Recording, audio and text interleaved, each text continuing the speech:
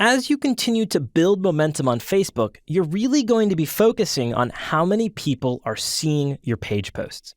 Now, Facebook as a whole is showing a decline in the ability of a page post to have an organic reach.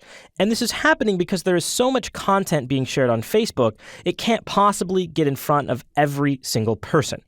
So this means that your content is going to be competing with all kinds of other stories to get placement in a user's newsfeed. So with that said, it's not sheer quantity that's going to resolve this problem. The main factor with Facebook is focusing on quality. Posting less frequent, high-quality content is always going to beat out the strategy of posting low-quality, high-frequency content. Now, another factor in your reach is timing. Let's say you've opted to post 2 status updates per day, and this is a fairly standard frequency, by the way. The time that those 2 posts go out, in other words, whether they go out at noon or 2 or 4, will greatly impact their visibility. And this all comes down to when your audience is online.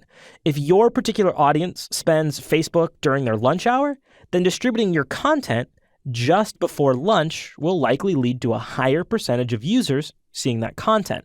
Now, you do have to keep in mind, though, that Facebook is going to determine the final relevancy. So if you're promoting, say, a lunch special at a restaurant and it's very time sensitive, the Facebook post is probably going to miss the mark. Facebook might delay the distribution, or it might even continue distributing it throughout the day, maybe even into the next day. So it's not always ideal for instant deals. Now, if you had a lunch special running every week, well, in that case, Facebook's going to be a great place. If you've got an instant deal that's going to last the next hour or two, Twitter is going to be fantastic at that. Now, a quick way to gauge the best time to post content is by looking at your audience's activity level when they're online. And you can do that by visiting your page as an admin, selecting Insights from the menu navigation at the top of the screen, and then selecting Posts from the navigation menu on the left-hand side. And that's where I am right now.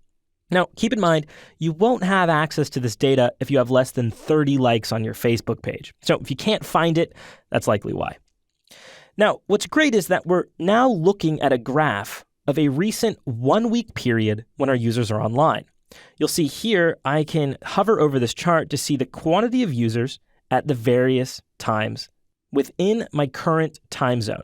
So I'm in the Pacific time zone, so this is going to be specific to me. If you're in Eastern or Central, it's going to adjust for you.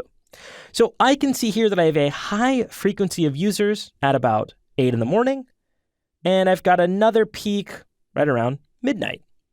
So in this case, I might want to publish my posts around 7 or 8 in the morning and have some posts going out at 10 through midnight. I really recommend looking at this data over time, seeing how it shifts, and then focusing on getting your content to be delivered during the time when your audience is most likely to be online. But as with everything, experiment and find out what works best for your brand.